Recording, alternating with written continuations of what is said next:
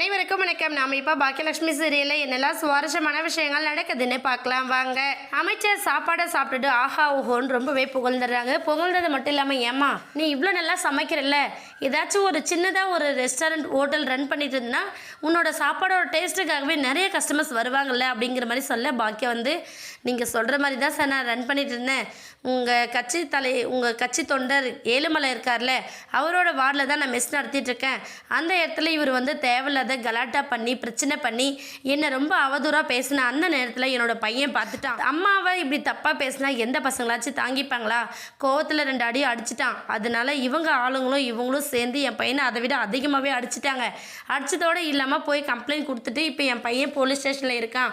நீங்கள் தான் அதுக்கு ஏதாச்சும் உதவி பண்ணணும் அப்படின்னு சொல்கிறாங்க. அமைச்சர் உடனே என்ன பண்ணுறாருன்னா அந்த ஏழுமலையை ரொம்ப சிவியராக வார்ன் பண்ணுறாங்க. என்ன பாக்கியாவை ஒரு பக்கம் தீர்த்து கட்டிடுவான் அப்படின்னு சொல்லிட்டு ஒரு பிளாக்மெயில் பண்ணது எல்லாத்தையுமே நம்ம பாக்கியம் வந்து ஆதாரத்தோடு அவர்கிட்ட காட்டிட்டதுனால வேறு வழி இல்லாமல் கேஸை வந்து வாபஸ் வாங்கிறதுக்காக அனுப்பிவிடுறாங்க. ஏழுமலையும் நம்ம புட்டு எல்லாமே உடஞ்சி போச்சு அப்படின்னு சொல்லிட்டு அவர் அங்கேருந்து கிளம்பி போகிறாரு. இன்னொரு பக்கம் என்ன பண்ணுறாரு அமைச்சர்னு பார்த்தீங்கன்னா நம்ம பெருமாள் கிட்ட ஒரு பொறுப்பையும் ஒப்படைக்கிறாங்க. இங்கே பாரியா பெருமாள், அவன் போய் கேஸை வாபஸ் வாங்குறானா இல்லையான்னு பாரு. வாபஸ் வாங்கிட்டானா நாளைக்கு கட்சி ஆஃபீஸ்க்கு அவனை வர சொல்லு. அவனோட கட்சி ஆட்டத்துக்கு நாளைக்கு நான் ஒரு முடிவு கட்டுறேன் அப்படின்னு சொல்லிட்டு அமைச்சர் ஒரு பக்கம் கிளம்பிடுறாங்க. இந்த விஷயத்தை கேட்டு நம்ம பாக்கியா வந்து ரொம்ப சந்தோஷப்படுறாங்க. சந்தோஷப்பட்டு நம்ம செல்வி கிட்ட ரொம்ப நன்றியை தெரியப்படுத்துகிறாங்க.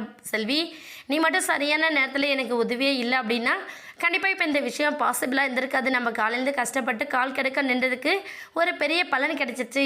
என் புள்ள செலியன் வந்து கண்டிப்பாக வெளியில் வந்துடுவோம் அப்படிங்கிற மிக பெரிய சந்தோஷத்தோடு இருக்காங்க நம்ம பாக்கியா செல்வி 2 பேருமே. அது மட்டும் இல்லாமல் சரி இந்த சந்தோஷமான செய்தியை வீட்டில் இருக்கிற எல்லாருக்கும் நம்ம தெரியப்படுத்தலாங்க அப்படின்னு சொல்லிட்டு செல்வி சொல்கிறாங்க. பாக்கியா வந்து இல்லை செல்வி, நான் வீட்டுக்கு முன்னாடி தெரியப்படுத்துறதா விருப்பமே இல்லை.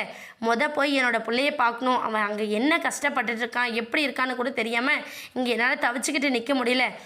போய் என் பிள்ளையை பார்க்குற செல்வி அப்படின்னு சொல்லிட்டு செல்வி பாக்கியா 2 பேருமே கிளம்பி நேராக போலீஸ் ஸ்டேஷன் போக போகிறாங்க. அந்த இடத்துல நம்ம ஏழுமலை வந்து அவரோட வீரத்தை இன்னொரு தடவை காட்ட போகிறாரு. வெயிட் பண்ணி பார்க்கலாம். இந்த வீடியோ உங்களுக்கு பிடிச்சிருந்தா மறக்காமல் நம்ம சேனலை சப்ஸ்கிரைப் பண்ணுங்கள். தேங்க்யூ.